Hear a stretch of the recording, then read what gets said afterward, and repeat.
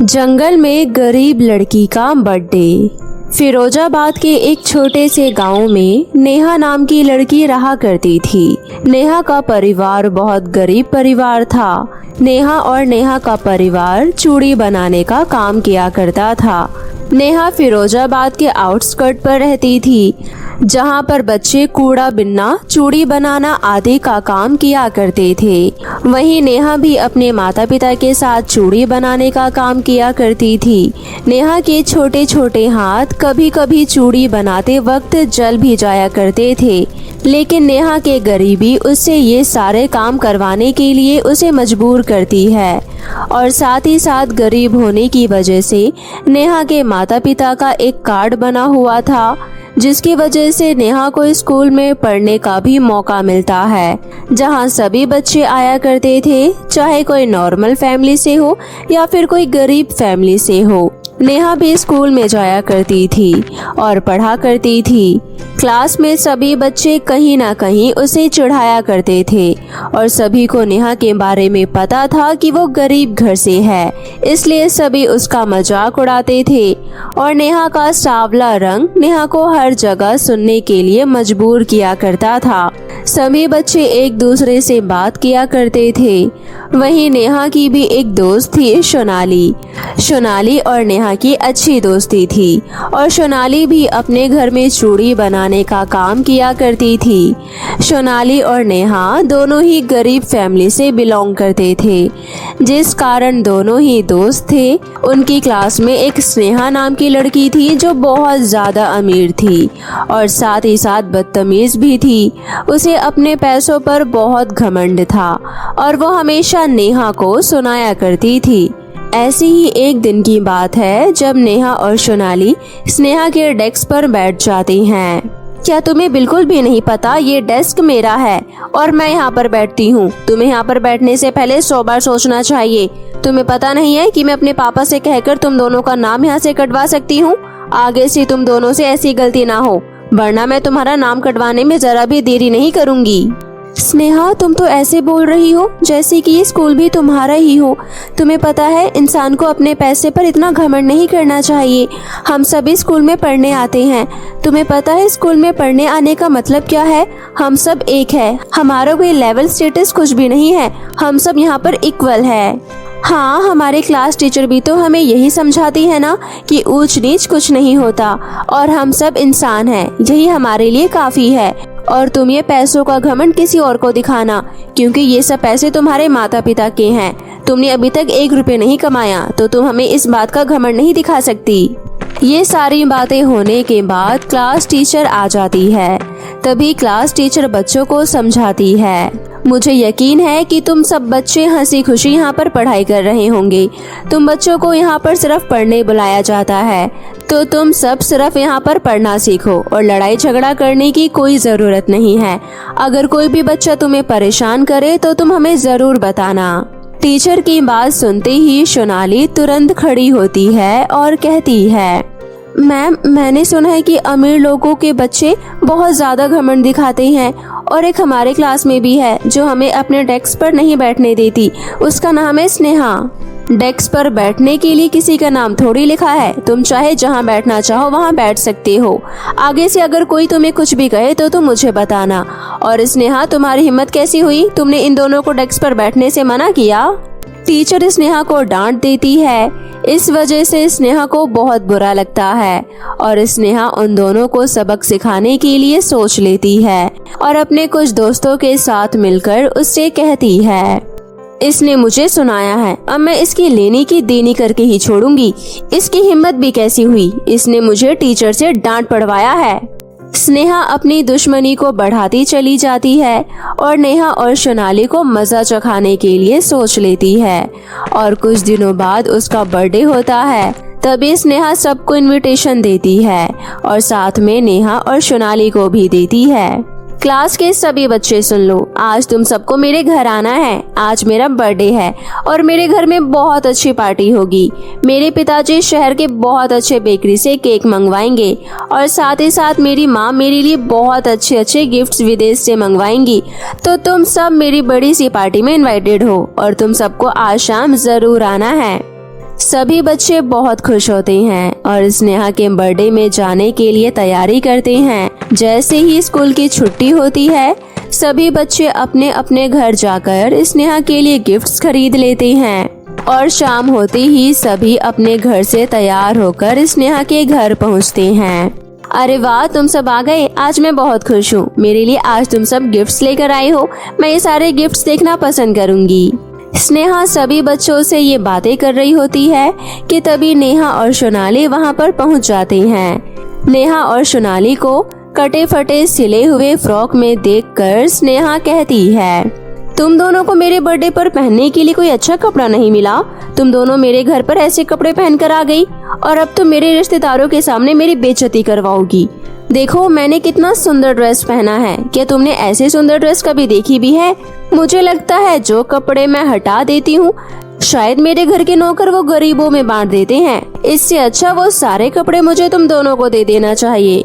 स्नेहा का birthday celebrate होता है। सभी रिश्तेदार बहुत एंजॉय कर रहे होते हैं और वहीं दूसरी तरफ सभी बच्चे बहुत हंस खेल रहे होते हैं।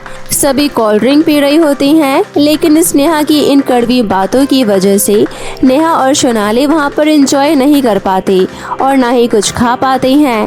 तभी सभी एक एक करके स्नेहा को गिफ्ट्स देते हैं। तभी नेहा और सोनाली भी स्नेहा के लिए 2 चॉकलेट लिए होते हैं और वो उसे देते हैं। तभी स्नेहा कहती है, तुम मेरे लिए सस्ती सी 10 रुपए वाले चॉकलेट लेकर आई हो, लेकिन ये मैं बिल्कुल भी खाना पसंद नहीं करूंगी क्योंकि ऐसी चॉकलेट तो मेरे घर के नौकर भी नहीं खाते और मेरे मम्मी पापा गिफ्ट देखेंगे तो क्या सोचेंगे कि मेरी कोई गरीब दोस्त भी है। और तुम्हें पता है मेरे माता पिता गरीबों के साथ रहने के लिए सख्त मना करते हैं। वो तो मेरा दिल बड़ा था जो मैंने तुम्हें यहाँ पर बुला लिया, वरना मेरे मम्मी पापा तो ऐसे बच्चों से दूर रहने के लिए कहते हैं। थोड़ी देर बाद स्नेहा वो दोनों चॉकलेट लेकर जमीन पर फेंक देती है। स्नेहा और सोनाली वो चॉकलेट बहुत मुश्किल से लेकर आ पाते हैं, लेकिन स्नेहा के इस व्यवहार से दोनों ही बहुत ज्यादा अपसेट हो जाती हैं। थोड़ी देर बाद स्नेहा सभी के साथ डांस कर रही होती है कि तभी उसका पैर मुड़ जाता है और वो झटका खाकर नीचे गिर जाती है। स्नेहा को झटका खाकर नीचे गिरता हुआ देखकर सभी दोस्त डर जाते हैं और रोने लगते हैं, लेकिन नेहा और सोनाली दोनों ही ऐसी छोटी मोटी चोट तो रोजाना खाती रहती है, जिस वजह से वो दोनों वहीं खड़ी रहती है और सोनाली और नेहा उसकी मदद करती है और उसका पैर ठीक करती है। स्नेहा, तुम अपना पैर सीधा रखो, बस जैसे मैं घुमाऊं वैसे ही घुमाना। बस हो गया, 2 मिनट और। तो इतने में इसको ठीक कर, मैं डॉक्टर को बुला लेती हूँ। नेहा के पैर घुमाने से स्नेहा का पैर ठीक हो जाता है और वो थोड़ा आराम महसूस करती है।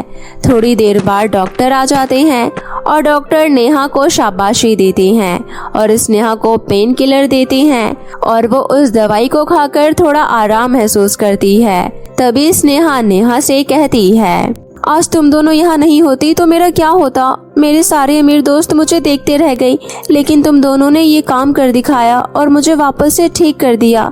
Thank you so much. Sneha, जहाँ हम रहते हैं और जहाँ से हम आते हैं वहाँ पर ऐसी छोटी मोटी चोटें तो हमें रोज लगती रहती है। क्या हम काम करना बंद कर देंगे? नहीं ना, हमारी गरीबी हमें जलने के बाद भी काम करने को मजबूर करती है। देख ले स्नेहा, तू तो हम दोनों को सुनाती रहती है, लेकिन हम दोनों ही तेरी परेशानी में काम आए। हाँ यार, थैंक यू नेहा और सोनाली। और हाँ, मुझे तुम्हारी चॉकलेट बहुत पसंद आई, मैं उसको रख लूंगी। वो तो मैं गुस्से में कह दिया था। अब मैं तुमसे कभी भी बदतमीजी से बात नहीं करूंगी। तुम दोनों बहुत अच्छी हो। स्नेहा को अपनी गलती का एहसास हो जाता है और वो दोनों लड़कियों से माफी मांग लेती है और स्नेहा के माता पिता नेहा और सोनाली को 2000 रुपए गिफ्ट में देते हैं और दोनों को आशीर्वाद देते हैं। इतने सारे पैसे एक साथ देखकर सोनाली और नेहा दोनों ही बहुत खुश होते हैं और सभी का धन्यवाद करके वहां से अपने अपने घर चले जाते हैं। और फिर रोजाना की तरह स्कूल चलता है और सभी स्कूल में पढ़ने जाते हैं। अब नेहा का भी बर्थडे आ रहा था, लेकिन नेहा अपना बर्थडे कैसे मनाए वो उसे समझ नहीं आ रहा था, क्योंकि उसके घर में तो सबको बुलाने की भी जगह नहीं थी, इसलिए वो सभी को बुलाने में झिझक रही थी। लेकिन सोनाली क्लास में सबको बता देती है। 2 दिन बाद नेहा का बर्थडे है और सभी को नेहा के बताए हुए एड्रेस पर आना है। हम दोनों तुम्हें पार्टी देंगे। सोनाली नेहा से बिना पूछे बर्थडे के लिए कह देती है, क्योंकि सोनाली नेहा का बर्थडे अच्छे से मनाना चाहती थी और जो पैसे उन्हें गिफ्ट में मिले थे उन पैसों से वो दोनों मिलकर केक और कुछ डेकोरेटिव आइटम्स खरीद लेते हैं। और नेहा के घर के पास में एक नदी होती है जहाँ बहुत अच्छा और सुंदर जंगल होता है। वहाँ पर सभी बच्चों को इनवाइट किया जाता है। अब वो दिन आ जाता है जब नेहा का बर्थडे होता है। सुबह सुबह नेहा और सोनाली वहाँ पर जाकर सफाई करते हैं और सारा सामान वहाँ ले जाकर रखते हैं। शाम को नेहा और सोनाली अपने समाज को वहाँ ले जाते हैं और सारी जंगल की झाड़ियों पेड़ पौधे सजा देते हैं। और फिर रात होते ही वो जगह बहुत सुंदर दिखने लगती है और सभी बच्चे उनके बर्थडे पर आ जाते हैं। जैसे ही सभी बच्चे वहाँ पहुँचते हैं तो इतना सुंदर डेकोरेशन देखने के बाद सभी बच्चे कहते हैं, नेहा तुम्हारा बर्थडे केक सोनाली लाई है और ये डेकोरेशन तुम दोनों ने मिलकर करी है। लेकिन मैं कहूँगी कि डेकोरेशन बहुत अच्छी है। इतना अच्छा बर्थडे तो हमारे घर पर भी नहीं बनता।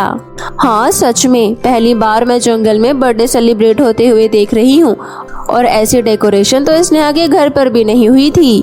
सभी बहुत खुश होते हैं और बातें कर रहे होते हैं कि तभी स्नेहा भी आ जाती है और सभी को इतना खुश देखकर स्नेहा कहती है, ये डेकोरेशन बहुत अच्छी है, तुम सभी बहुत खुश हो और मैं भी बहुत खुश हूँ। नेहा और सोनाली दोनों ही मिलकर बहुत अच्छा सजाए हैं और आज इनका बर्थडे जंगल में सेलिब्रेट हो रहा है और फिर भी ऐसा नहीं लग रहा कि ये जंगल है। इतनी साफ सफाई तुम दोनों ने बहुत मेहनत करके ये जंगल साफ सुथरा किया होगा, है ना। सभी हंसी खुशी बर्थडे सेलिब्रेट कर रहे होते हैं। तभी जंगल में से एक आवाज आती है, आज किसका बर्थडे है? मैं भी केक खाना चाहता हूँ। सभी बच्चे ऐसी आवाज सुनकर डर जाते हैं और सोचने लगते हैं कि ये कौन बोल रहा है। तभी सोनाली कहती है, आज मेरी दोस्त नेहा का बर्थडे है और आप कौन हो? हमारे सामने तो आओ। तुम सब मुझे जानते हो, जहाँ तुम खड़े हो मैं वहीं से बोल रहा हूँ। मैं बहुत खुश हूँ। आज बहुत सालों बाद मुझे किसी ने साफ किया है और जब तुम दोनों लड़कियाँ मुझे साफ कर रही थी तब मुझे बहुत खुशी हो रही थी, लेकिन तब मैं तुमसे कुछ नहीं कहा, वरना तुम अपना बर्थडे यहाँ पर नहीं मनाती। और अब जब तुम आ ही गए हो तो मुझे बहुत खुशी है और मैं तुम्हें एक गिफ्ट देना चाहता हूँ। नेहा, सबसे पहली बात तो तुम्हें जन्मदिन मुबारक हो। दूसरी बात ये है कि तुमने आज मुझे साफ सुथरा किया है। मैं बहुत खुश हूँ। इतने सालों में आज तक मुझे किसी ने साफ नहीं किया और ना ही मुझे सजाया है। आज तुम्हारी वजह से ये जंगल इतना साफ सुथरा दिख रहा है। मैं तुम्हें गिफ्ट देना चाहता हूँ। ये लो, ये एक जादुई चक्की है। बच्चे चक्की को देखकर बहुत हंसते हैं और सभी उसका मजाक उड़ाते हैं, लेकिन नेहा किसी भी बात का कोई बुरा नहीं मानती और फिर सभी हंसी खुशी बर्थडे बहुत एंजॉय करते हैं। थोड़ी देर बाद सभी बच्चे बड़े एंजॉय करके नेहा को गिफ्ट दे देते हैं और सभी केक खाकर वहां से चले जाते हैं। थोड़ी देर बाद नेहा और सोनाली जंगल की साफ सफाई कर रहे होते हैं और अपने घर जाने की तैयारी करते हैं। तभी जंगल से फिर से आवाज आती है, जो चक्की मैंने तुम्हें दी है वो कोई मामूली चक्की नहीं है, वो एक जादुई चक्की है। उस चक्की से तुम अपनी गरीबी मिटा सकती हो और जो चाहे वो उससे मांग सकती हो। ये चक्की तुम अपने घर ले जाओ और अपने घर में जाकर इससे जो चाहे वो मांग लो। तुम्हारी हर इच्छा पूरी होगी। जंगल की आवाज सुनकर नेहा और सोनाली बहुत खुश होते हैं और नेहा और सोनाली अपने घर की तरफ चले जाते हैं। जंगल भी वापस से शांत हो जाता है। थोड़ी देर बाद नेहा अपने घर पहुंचती है और जादुई चक्की को अपने सामने रखकर कहती है, हे जादुई चक्की, अगर तुम मेरे लिए कुछ करना चाहती हो तो सबसे पहले हमारी गरीबी मिटा दो और हमें एक बहुत अच्छा इंसान बना दो। नेहा के इतना कहते ही जादुई चक्की में से दिव्य रोशनी निकलती है और उसके पूरे घर में फैल जाती है और उसका छोटा सा घर एक बड़े घर में बदल जाता है और सभी अपने अपने बदले हुए कपड़े देखकर हैरान हो जाते हैं। तभी नेहा के माता पिता उससे पूछते हैं, ये अचानक तुमने क्या किया? हमारे पूरे घर में एकदम से रोशनी हुई और अब तो हमारा गरीबी भी बदल गया। ऐसा लग रहा है जैसे हम किसी और घर में आ गए। और मेरे कपड़े तो देखो, ये कैसे बदल गई। इतनी सुंदर साड़ी तो मैं आज तक कभी नहीं देखी। फिर ये साड़ी मैं कैसे पहन ली? नेहा अपने माता पिता को सब कुछ बताती है। सारी बातें सुनकर उसके माता पिता बहुत खुश होते हैं और खुशी से झूम उठते हैं। इस तरह नेहा बहुत खुश होती है और जादुई चक्की को संभाल कर रखती है। जब जब नेहा को कुछ चाहिए होता वो जादुई चक्की को कह देती और जादुई चक्की उसकी सारी इच्छा पूरी कर देती। अब नेहा के पास किसी भी चीज की कोई कमी नहीं होती और साथ ही साथ अब नेहा की दोस्ती स्नेहा से हो जाती है और अब उसके पास सभी दोस्त भी होते हैं, उसके माता पिता भी होते हैं और उसका एक बड़ा घर भी होता है। नेहा दिल खोल कर सोनाली की भी खूब मदद करती है। अब नेहा अपनी जिंदगी में बहुत खुश होती है और साथ ही साथ बहुत एंजॉय भी करती है। तो मेरे प्यारे दोस्तों, कैसी लगी आपको हमारी ये कहानी? हमें कमेंट करके जरूर बताएं। अगर आपको हमारी ये कहानी अच्छी लगी हो तो इसे अपने दोस्तों के साथ भी शेयर करें। तो फिर मिलती हूँ आपसे एक नई कहानी के साथ, तब तक के लिए बाय बाय दोस्तों। अरे पिंकी की मम्मी, तुमने देखा शीतल के बाल कितने घने, लंबे और काले हैं। पूरे गांव में उसके बालों की चर्चा होती है।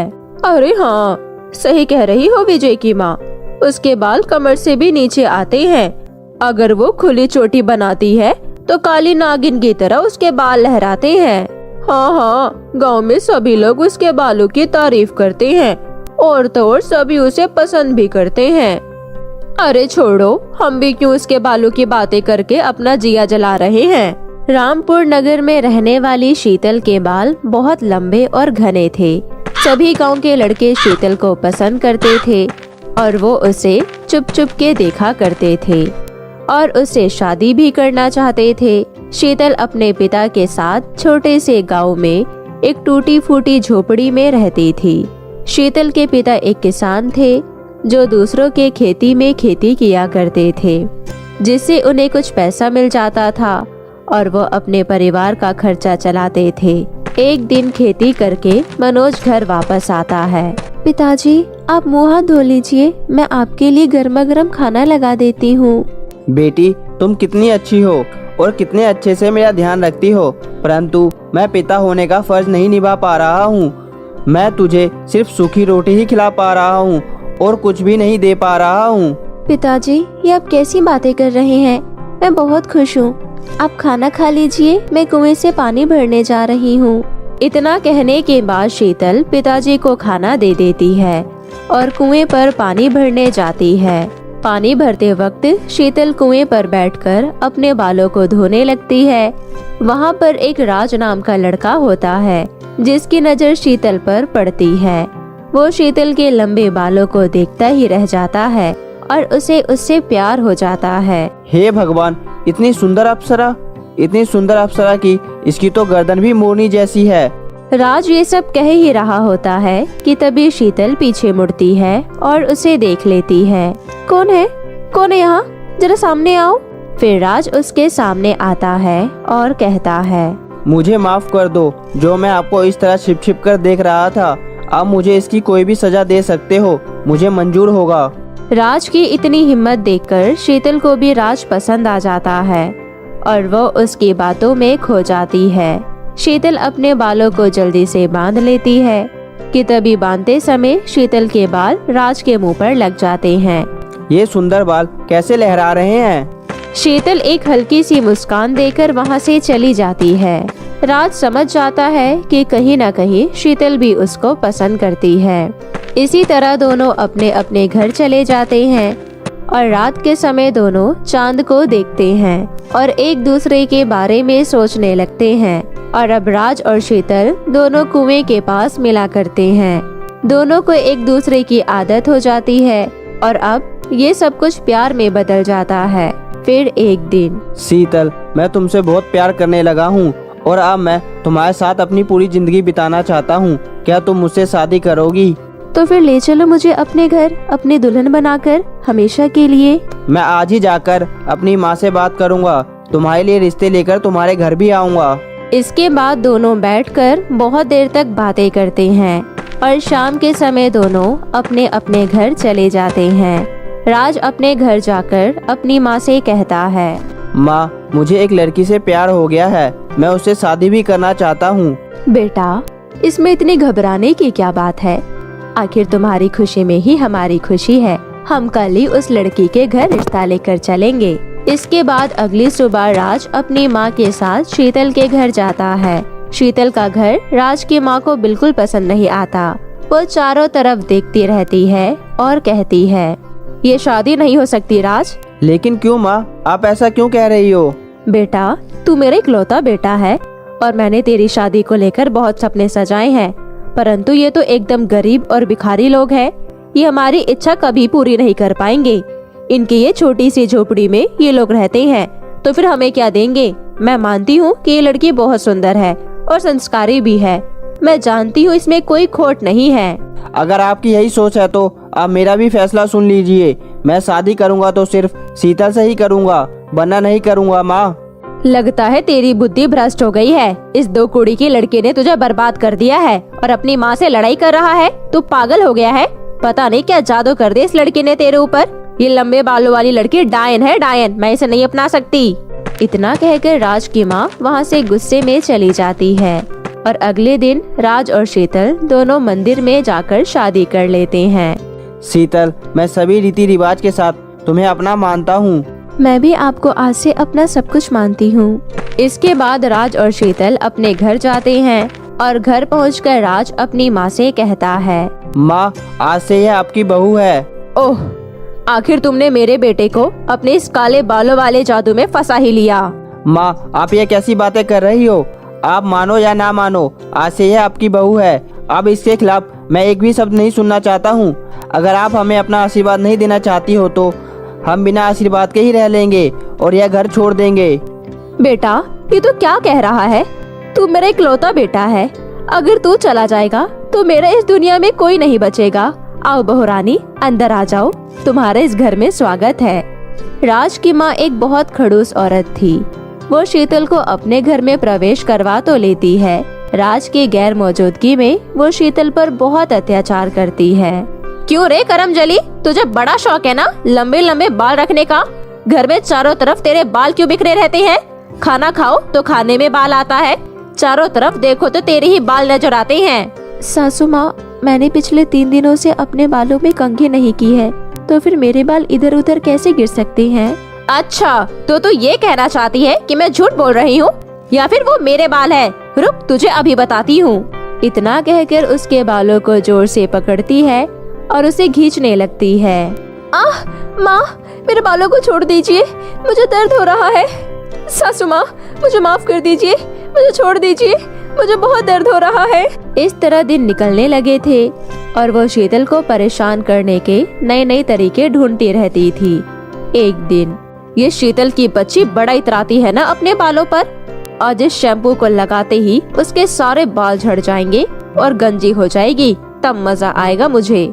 शीतल बाथरूम में रखा हुआ वो शैम्पू लगा लेती है और धीरे धीरे करके शीतल के धीरे धीरे सारे बाल झड़ जाते हैं और वो गंजी हो जाती है।